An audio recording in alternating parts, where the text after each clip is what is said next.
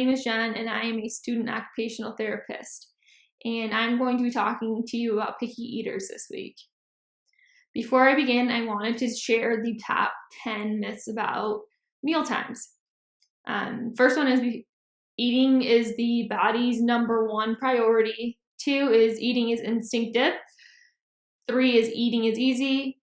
4 is eating is a 2-step process, meaning you sit down, you eat, which is incorrect. There's a lot more that goes into eating.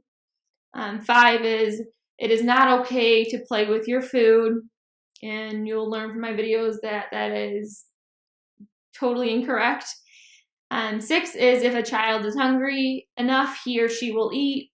They will not starve themselves. 7 is a child only needs to eat 3 times a day, which isn't true either. We need to throw in those snacks as well. And then the next one is children who will not eat as either a behavioral or a organic problem, which is incorrect. And the 9th myth is certain foods are only eaten at a specific time of the day, and only certain foods are healthy for a child. The last myth I have to share with you is mealtimes are solemn occasion and children should not be seen or heard, which is incorrect. You should have family time. Now let's begin with determining whether or not you have a child that is a picky eater.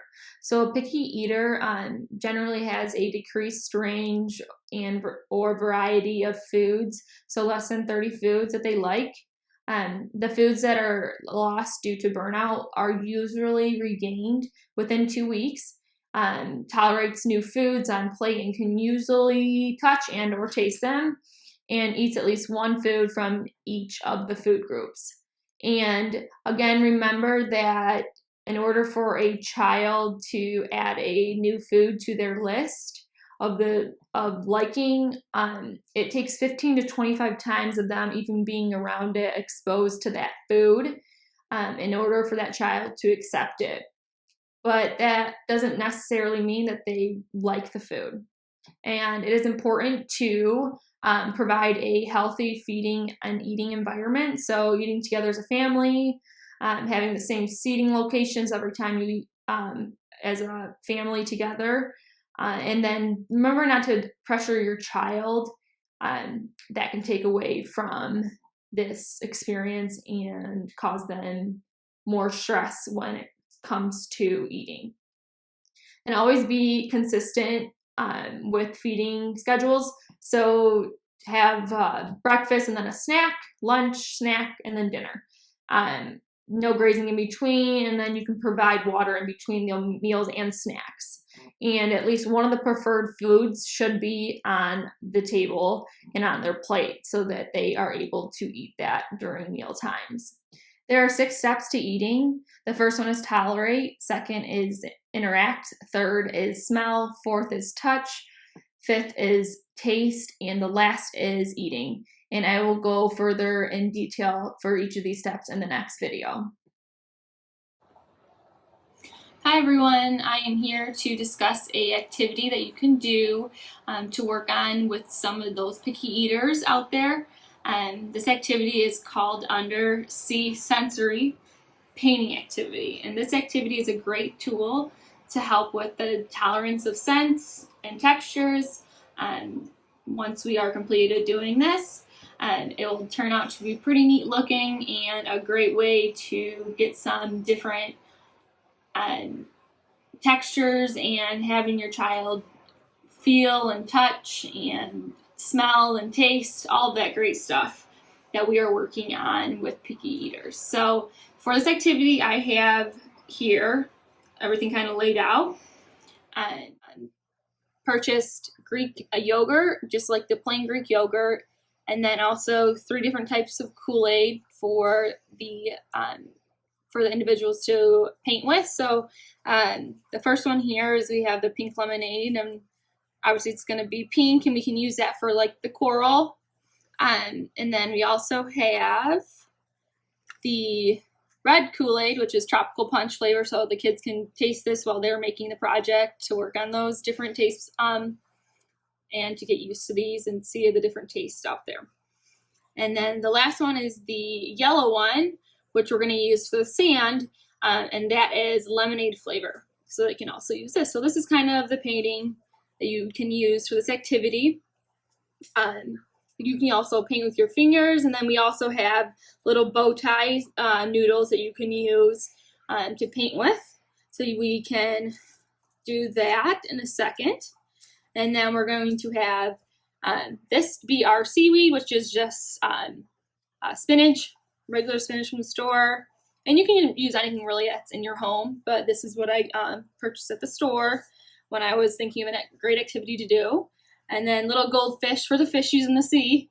And then some just regular Parmesan cheese to put on top of the yellow paint, and we'll just sprinkle this on and it'll be the sand. So I'm just going to do this really quickly, and you can modify it as much as you would like and kind of make it fit to your child's needs. So here we go. Alrighty. So I'm going to use this little bow tie, and I'm going to take this, which is the yogurt. I'm going to take my finger, so this is a lot of sensory things, and I'll do it this way so you can see it. We'll do that. And then you can have your child just take a little bit of the Parmesan, sprinkle down there for the sand of the sea.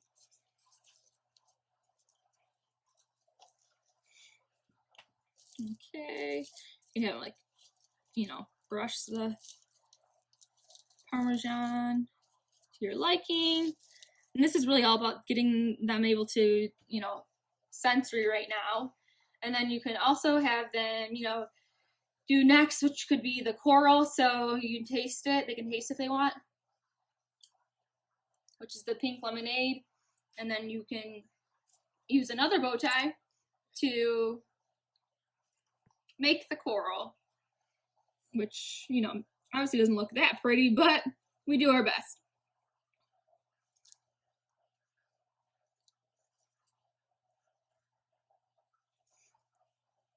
Okay. And then you can use the red, which you could also use for whatever you want, really, but you could also use that for the coral to add different little textures to the coral as well. So instead of using this, the bow tie, we can use our finger again and add to it.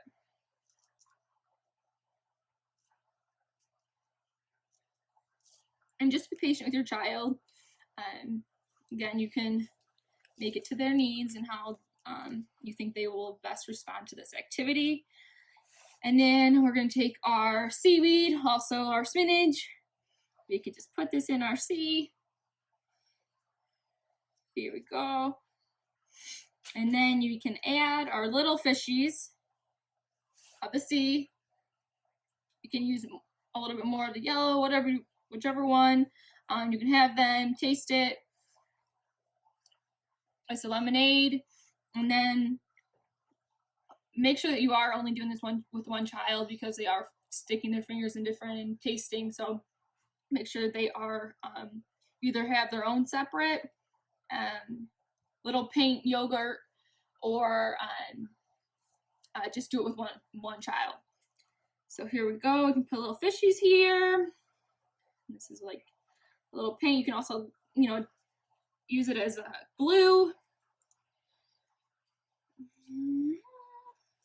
And that is our little undersea sensory painting activity that I have for this week. See you next time.